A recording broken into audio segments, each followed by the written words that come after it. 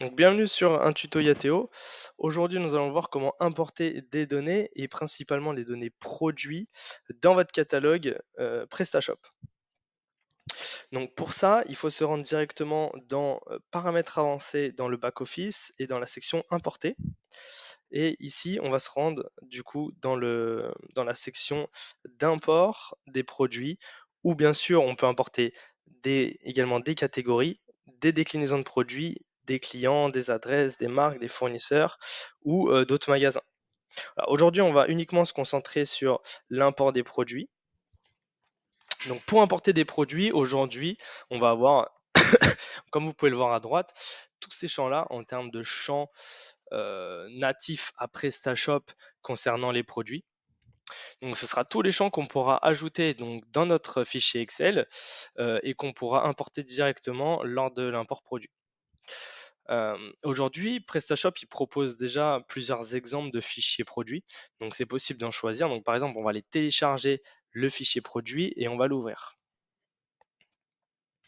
Donc voilà, aujourd'hui, PrestaShop nous propose plusieurs champs, donc comme l'ID du produit, un champ actif, nom, etc. Donc on va avoir énormément de champs dans ce fichier Excel qu'on peut réutiliser bien sûr pour faire nos nouveaux imports produits qu'on verra bien sûr après. Donc une fois qu'on a ce champ-là, on va pouvoir rentrer nos propres informations produits. Et donc comme vous pouvez le voir, déjà dans un premier temps, on va avoir un ID produit. Et ça, c'est super important parce que lors d'un import produit, si le produit existe déjà et qu'on veut uniquement mettre à jour le produit, il y a des options où qu'il faudra bien faire attention. Sinon, on risque d'écraser des informations ou même d'en supprimer directement dans notre boutique. Donc pour ça, une fois que l'Excel des données est prêt, on va avoir plusieurs champs qu'il va falloir bien mettre en place. Donc déjà, tout simplement, on va avoir le fichier importé qu'on va pouvoir importer ici. Donc par exemple, notre fichier qu'on vient d'exporter, on peut le réimporter ici directement. Hop, moi, je vais aller le sélectionner et voilà. Donc là, ça a bien réimporté le fichier CSV avec du coup plusieurs options qu'on va voir ensemble. Donc la langue du fichier, donc là moi je suis sur une boutique française, donc on va garder la langue du fichier en français.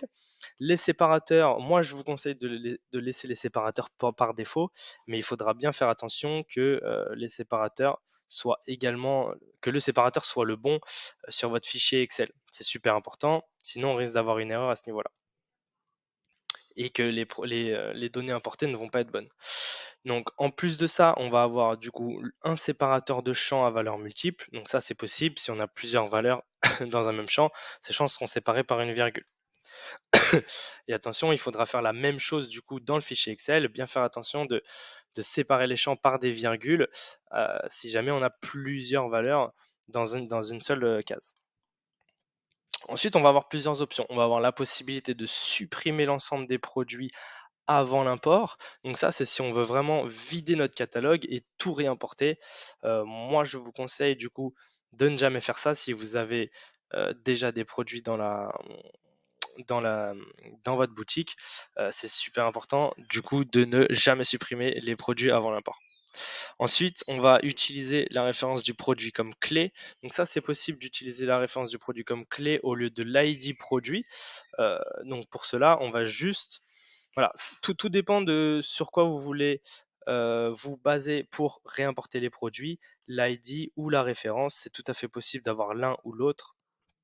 Il faut juste bien le préciser. Ensuite, on va avoir la régénération des miniatures. Ça, c'est pour les images. Si on fait un réimport d'images, c'est quand même mieux, je pense, de, de régénérer toutes les miniatures.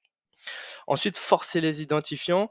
Si on précise des identifiants produits qui existent déjà, c'est super important de forcer ces identifiants-là, du coup pour mettre à jour les produits.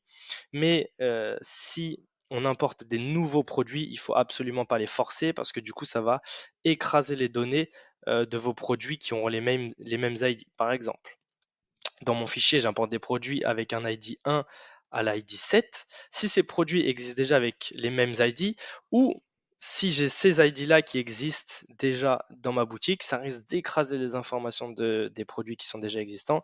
Et donc, c'est pas du tout ce que je veux. Moi, je veux juste importer des nouveaux produits, donc on va pas forcer les identifier.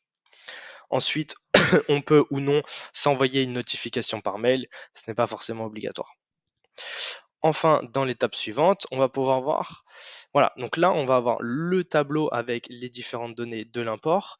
Donc, ce qu'il faudra faire, c'est bien faire le matching avec les données que moi, je veux importer et les données que j'importe, donc l'ID avec l'ID, l'actif avec l'actif, le nom avec le nom, etc. Donc là, je viens de réimporter le catalogue par défaut que PrestaShop me propose, donc tous les champs sont bien alignés. En revanche, si c'est un